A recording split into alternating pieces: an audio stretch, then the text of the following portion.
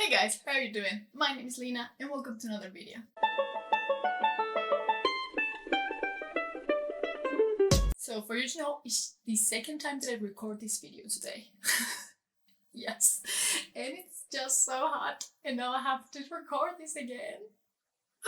Today we're going to do a tag. This is the I Want to Believe tag. This was made by Raj at Rajathan, and if you haven't checked him out, do it because he's fantastic. And I was tagged by the wonderful Monica from Mooney Reads, who is also great, so you should check her out. This tag is basically based around the X-Files, and I really like the X-Files.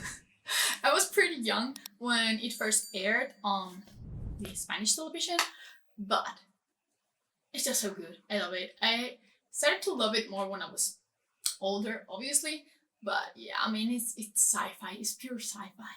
How wasn't I going to love it? So, you know what, just let's get started with the questions again. So, the first one is pilot. A great beginning to a series or a trilogy. For this one, I'm going to choose not Grey Sister, but Red Sister by Mark Lawrence. I think that Red Sister is one of those books that is fucking great. And it kind of has a bit of a confusing thing to it sometimes, but at the end, it's just such a good book and it keeps you intrigued and you want to read more because the ending, oh my god. But yeah, definitely Red Sister by Mark Lawrence. You know I love Mark Lawrence. In case you've never heard about Red Sister, it's basically a book about magical assassin nuns. What else do you need? Second prompt quiz. What is your favorite monster in a book? For this, I'm going to choose the demons in the Painted Man series by Peter B. Brett because they are so cool and so varied. Basically, they appear in the night. They start in this kind of mist form and they go solid, but they are different depending on the region they appear. Basically, if they show up in the middle of the forest, they are basically made out of wood, and if they appear in a city in the desert, they are made out of sand, or in the water, they will be made out of water, and that kind of stuff, and it's just so cool. And when there's just a zone that has different elements to it, and they show up with so many weird shit, it's super cool. And there are actually kind of other demons that can mimic every single demon, and ones with a gigantic brain. Oof. They are pretty disgusting. All the same, I love them. They are so good. I don't know, I really like that they are different. And they eat people, by the way. Third prompt. The ErlenMeyer Flask. What is the best sci-fi you've ever read? For this, I'm going to say two things, because I really want to talk about one series, but I don't think that it's the best one that I have ever read, but it's my favorite. So, you know, it's kind of a tie, but the best one that I've ever read, I will probably have to say Empire of Silence. I don't know what it's with that series, but I think that is sci-fi at its best because it has so many elements to it that are combined that make it such a great space opera sci-fi. It even has kind of fantasy elements to it, in a way that it has kind of gladiator combats. But yeah, overall, it's just such a good series. I love the first one and the second book. I gave them both 5 stars and I love them, basically. But I didn't really want to talk about this series because if you have been here for a hot minute, you will probably realize that I love The Expanse and it's my favorite sci-fi series. I don't think that it's the best of sci-fi, but it's the best of sci-fi for me. So I really wanted to mention it because, I mean, I just love The Expanse. I can't help it, I'm sorry. Then, prompt number 4. Clyde Brickman's final Repose. What is your favorite book? This is such a hard question. I'm that kind of person who actually classifies everything so she can have a favorite out of every single one of them. I wanted to say Sufficiently Advanced Magic, but if I'm honest, that is a series, and isn't enough one book. So I'm going to be honest with myself. And I'm going to see The Seven Deaths of Evelyn Hardcastle by Stuart Turton because I love that book. I reread it on January, I think it is, and I want to reread it again because it's so good. I wish there was a movie about it so I can rewatch it all the time because it's just like so good. I love The Seven Deaths of Evelyn Hardcastle. I have to say that it's pretty complex. There are so many twists and it's a pretty hard story, but by the end, with all the revelations, you're just like, fuck, this was so good. But yeah, I love The Seven Deaths of Emily Hardcastle. I would probably say that it's my favorite book. Jose Chungs from Outer Space. What is the funniest book you have read? I'm going to say a pretty popular opinion here. It's probably The Martian by Andrew Weir. I'm not a person who loves humor in books, so for me to actually enjoy humor in a book, it has to be incredible. But The Martian is actually incredible. The book or the film, it doesn't matter. I love both. I think that it's a great adaptation, actually. Either of those, this is a pretty popular book, so if you have a chance to read it because you haven't, try it. It's so good. And I mean, the humor is just so on point through the whole story because, I mean, it's a pretty dramatic setting. But at the same time, it's just so good and so well done. We'll highly recommend you check out The Martian. I realize that I'm going so fast because I have to record this. Then, prop number 6, home. What is the most disturbing thing you have ever read? I mean, I talked about this a bit ago. Well, 1 video ago? 2 videos? I don't know. In a previous video of mine, I talk about big books and I talk about House of Leaves by Mark C. Danielowski. This book has something on it that is just so disturbing. I mean, following the main character, going mad throughout 700 pages, it's just so hard. And sometimes it's really, really disturbing because he writes in the book like it was kind of a diary. And you follow him throughout his slow descent to madness. And it's creepy as hell. Because there are not that many scenes where you're just like, oh, what a tense moment. No, there are a couple of them, but the whole book is not like that at all. But there is something when you can see him going to this awful place in his mind that is just so disturbing. This book has some really weird elements to it. Really so hot in here. It's just like more than 30 degrees Celsius degrees. Sorry. Prompt number 7, Modern Prometheus. What is your favorite classic?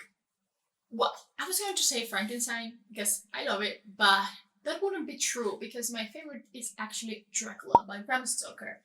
I mean, I have said this 8 times already or something.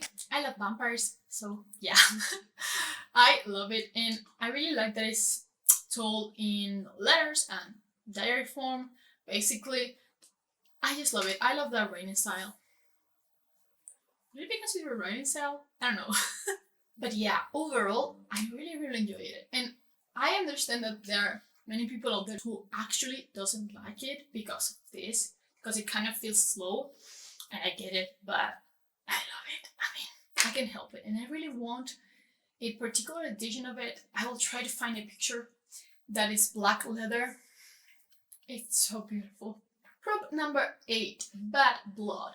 What is your favorite way they use flashbacks to tell a story? I'm going to say 2 books in here. The first one is The Lies of Locke Lamora by Scott Lynch. And I mean, every book starts out the same. We have a conflict and we have a flashback. Conflict, flashback, conflict, flashback. And that's the structure throughout the whole book until you get to the end and they both are connected. And you will understand why you have those flashbacks there. And I just love how well crafted it is because at the beginning they really don't make much sense. And you can feel a bit disconnected by the story, but the flashbacks are so cool that you're immediately drawn to them again. I definitely really like how he likes to flow on Morris' soul. I understand that it's not everyone's cup of tea, just like my next answer. I also wanted to say the Rune of Kings by Jen Lyons, but again, this is not everyone's cup of tea because I mean it's pretty convoluted and pretty what the fuck because so many things happen in this one, and you have the main character telling you his flashbacks. You have flashbacks inside the flashbacks, and then you have flashbacks told by another character. And it's just like, what? But at the same time, it's just so good. And it's totally worth it by the end. The whole kind of hard journey. Then, prop number 9. Drive. What book have you read that is a non-stop ride? For this, I'm going to go with Dark Matter by Blake Crouch. I kind of think that every Blake Crouch will count for this prompt, but especially Dark Matter is just like non-stop all the time. And you keep turning out pages because there are so many things going on constantly that you need to know more. And I think it's just such a good way to craft a story. It's basically about a guy who's kidnapped and thrown to another dimension. Well, not another dimension, another reality. What the hell, but yeah, it's super good. I highly recommend that you check out Blake Crouch. If for some reason you have never read one of his books, you need to read them. They're such a good, they're more on the thriller side, but they are basically science fiction based. So yeah, they're super good. Then number 10, Milagro. What is a book setting you will never want to go to? I'm not going to say like a book per se, but I'm going to choose Attack on Titan, the manga, because for anything in the world, I mean, we have like titans that eat people and they are so scary. I mean, you have probably seen a GIF or something with them walking really strange, but I learned that this is because they are based, well, their movement is based around the author watching someone drunk, and that's why inspired him to do the way that the Titans walk, and that makes total sense. And it's scary as hell because there's nothing more scary than a human. So yeah, I wouldn't. Even though I really love Levi and Eren, I want to live in this world. Not for nothing. For nothing. No. Then, bonus question. What is your favorite side character in a book? For this one, I'm actually going to say Sebastian Advanced Magic. There's a character named Derek. He's actually my favorite character, but he's completely a side character.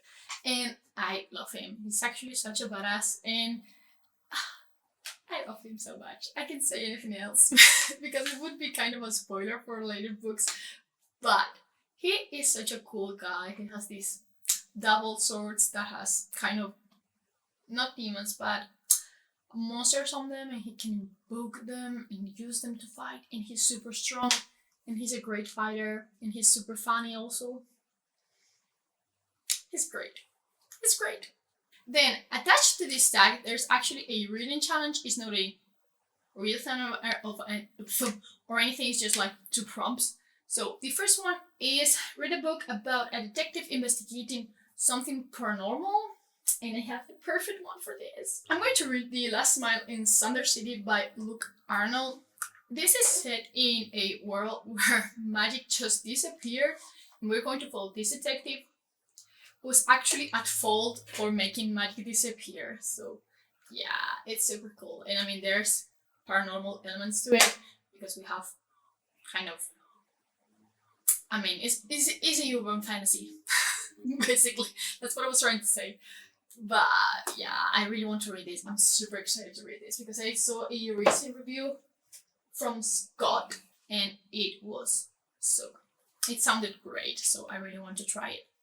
Then, the second prompt for the reading challenge is First Contact, meaning first contact with aliens. So for that, I'm probably going to read another Peter F. Hamilton book. This is A Dreaming Boy, and this is set on the same world as Pandora's Star. Basically, it's the Commonwealth universe. So yeah, I'm really excited to read this one. This is basically about a contact with a sealed universe that for some reason open and, you know, first contact, basically. But yeah, I really want to read this. And if I'm not in the mood for this because it's pretty long, I will probably choose either the Sparrow or Revelation Space. I think Revelation Space is also a first contact with aliens. I might be wrong, but then I will read the Sparrow. And that's it. Those were basically all the questions. Please, I'm supposed to tag someone here, but as I'm making this on the go, pretty much, I have no idea who's been tagged and who isn't, or who wants to be tagged. So please, if you want to do this, tell me. And I will officially tag you. I will make an official post about it. But yeah, if you really want to be tagged, please leave a comment or talk to me through Twitter or Instagram or whichever social network you want. But yeah, that's going to be all for today. And I really hope that you enjoyed it, and I will see you in the next one. Bye!